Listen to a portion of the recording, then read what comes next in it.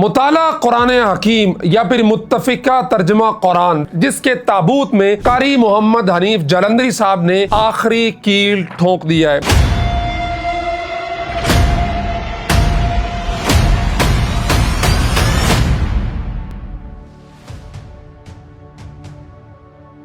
میں قاری محمد حنیف جلندری صاحب کو اس شاندار خط کو جاری کرنے پہ اور ایک تاریخی حد فاصل قائم کرنے پہ اور بڑے فتنے کا خاتمہ کرنے پہ، اس کے تابوت میں آخری کیل ٹھونکنے پہ مبارکباد پیش کرتا ہوں۔ ناظرین، یہ مطالعہ قرآن حکیم یا پھر متفقہ ترجمہ قرآن حکیم یہ کیا ہے، اور اس پہ علماء کرام کے فتاوی جات 20 سے زائد دنیا بھر کے بڑے دارالفتاؤں کے فتاوی جات ہم نے آپ حضرات کے سامنے مختلف ویڈیوز کے اندر رکھے تھے اور آپ حضرات نے ہمارا ساتھ دیا تھا۔ مفتی محمد تقی عثمانی صاحب نے کچھ عرصہ قبل 10 صفحات کے ایک تفصیلی خط کے اندر اس مطالعہ قرآن حکیم اور متفقہ ترجمہ قرآن حکیم سے برات کا اعلان کرتے ہوئے دی علم فاؤنڈیشن کے فراڈ پہ، ان کی 2 نمبری پہ جو ہے وہ مہر ثبت کرتے ہوئے یہ کہہ دیا تھا کہ بندہ مطالعہ قرآن حکیم یا متفقہ ترجمہ قرآن حکیم کے نام سے جو کتابیں یا اس کے مختلف ایڈیشن شائع ہوئے ہیں ان سے برات کا اظہار کرتا ہے، اور سن 2016 میں بندہ نے جو تحریر لکھی تھی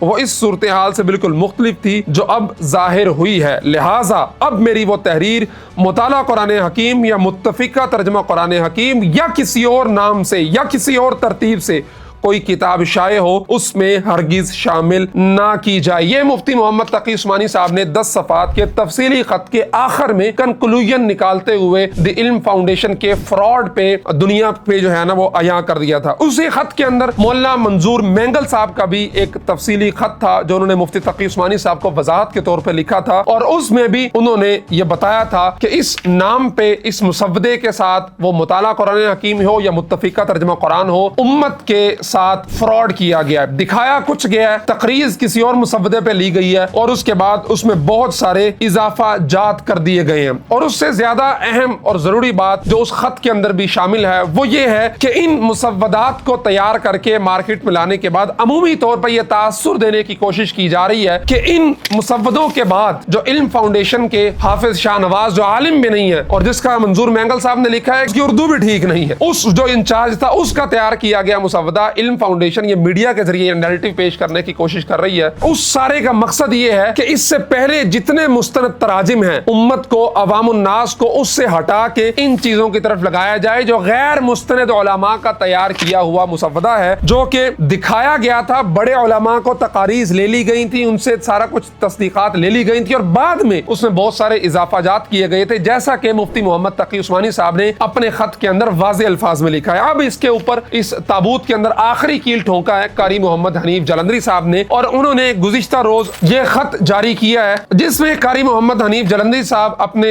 لیٹر پیڈ پہ لکھتے ہیں، جس میں ان کے عہدے لکھے ہوئے ہیں کہ وہ ممبر ہیں، اسلامی نظریاتی کونسل کے صدر ہیں، جامعہ خیر المدارس ملتان پاکستان کے، اور ناظم اعلیٰ ہیں وفاق المدارس العربیہ پاکستان کے۔ وہ فرماتے ہیں بسم اللہ الرحمن الرحیم، الحمدللہ رب العالمین والصلاة والسلام علی رسولہ الکریم خاتم النبیین وعلی آلہ واصحابہ اجمعین۔ متفقہ ترجمہ قرآن اور نصاب مطالعہ قرآن حکیم کے بارے میں راقم شیخ الاسلام حضرت اقدس مفتی محمد تقی عثمانی صاحب دامت برکاتہم العالیہ کی متوازن، معتدل اور مدلل رائے سے مکمل اتفاق رکھتا ہے، لہٰذا اس متفقہ ترجمہ قرآن کریم اور نصاب کے بارے میں راقم کی جانب سے کسی قسم کی تقریض شائع یا مشتہر نہ کی جائے، اور نہ ہی راقم کی کسی سابقہ زبانی یا تحریری رائے یا تجویز کو اس میں بنیاد بنایا جائے۔ والسلام، مولانا محمد حنیف جلندری، رئیس و شیخ الحدیث جامعہ خیر المدارس ملتان، جنرل سیکرٹری وفاق المدارس عربیہ پاکستان، 9/4/2026 کا یہ لیٹر ہے جو گزشتہ روز منظر عام پہ آیا ہے۔ جی ناظرین، وہ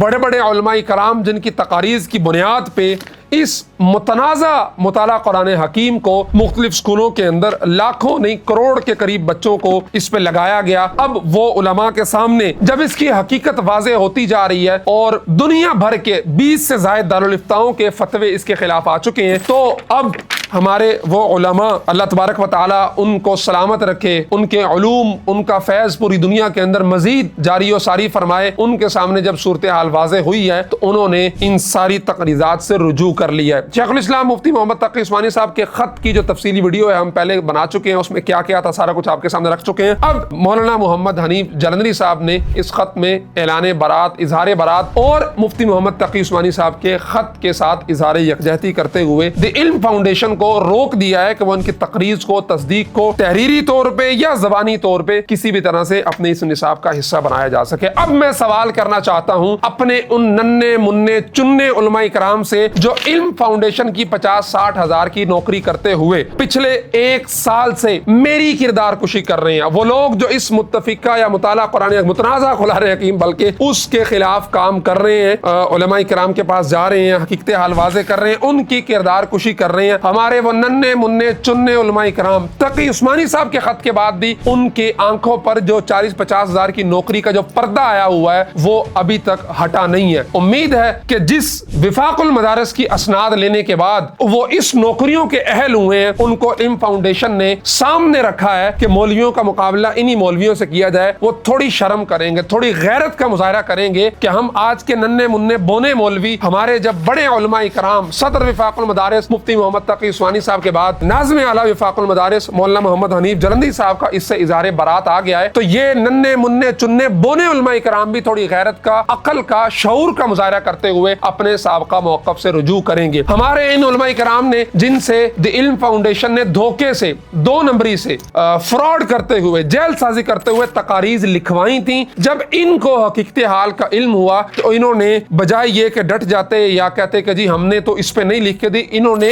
علم کا مظاہرہ کرتے ہوئے، بڑے پن کا مظاہرہ کرتے ہوئے، بغیر کسی خوف کے یا بغیر کسی مطلب جھجکتا نہ کہ میں رجوع کروں گا، یہ اہل علم کی شناخت ہوتی ہے۔ تقی عثمانی صاحب نے 10 صفحات تھے، منظور مینگل صاحب کا 2 صفحات کا، اور اب جلندری صاحب کا یہ خط، یہ بتاتا ہے کہ جب صورتحال واضح ہو جائے تو رجوع کرنے سے کوئی بڑا چھوٹا نہیں ہوتا۔ تو میں ان علماء کرام سے گزارش کرتا ہوں جو اس علم فاؤنڈیشن کے 50-60 ہزار کی نوکریوں کے پیچھے کردار کشی کر رہے ہیں، ہماری بھی، اور اللہ تعالیٰ عافیت فرمائے، ہمارے اکابرین کی عزت کو محفوظ فرمائے ان بونوں سے کہ ان پہ حملہ آور ہیں یہ لوگ، تو وہ ان اپنے بڑوں سے جن کے دستخطوں سے ڈگریاں لی ہیں، ان بڑوں سے کچھ سیکھیں اور اپنی غلطیوں کو سدھارتے ہوئے اب بھی پیچھے ہٹ کر علم فاؤنڈیشن کی وکالت سے باز آتے ہوئے اپنے بڑوں کے پیچھے کھڑے ہوں اور ان سے اظہار برات کریں، اور جو ٹکڑے، جو نوالے، جو بوٹیاں، جو ہڈیاں انہوں نے علم فاؤنڈیشن کے دسترخوان سے نوچی ہیں، نچوڑی ہیں، چوسی ہیں، اس پہ اللہ تبارک و تعالیٰ سے معافی کے طلبگار ہوں، اور امت کے جس نئی نسل کے اذہان کے اندر اس عنوان کے ساتھ جو غلط عقائد، نظریات، تشریحات، دیگر چیزیں ان کے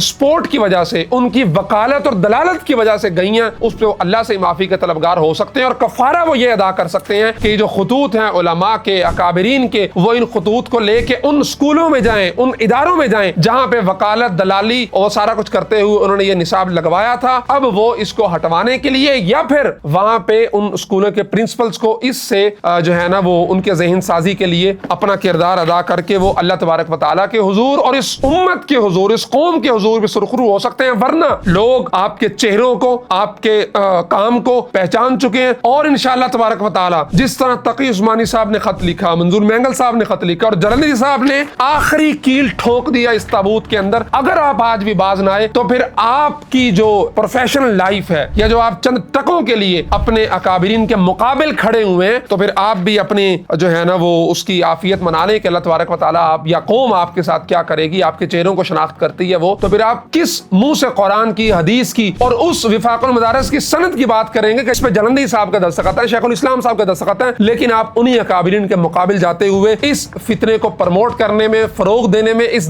دجل کو، اس جیل سازی کو، اس دھوکہ دہی کو، اس فراڈ کو پھیلانے کے اندر آپ اپنا کردار ادا کریں۔ اللہ تبارک و تعالیٰ آپ کو، ہمیں، ہم سب کو ہمارے ایمان کی حفاظت فرمائے اور ہمیں عافیت کے ساتھ، ایمان کے ساتھ زندگی گزارنے کی اور ایمان کے ساتھ قبر میں اترنے کی توفیق نصیب فرمائے۔ جزاکم اللہ خیر۔ السلام علیکم ورحمۃ اللہ وبرکاتہ۔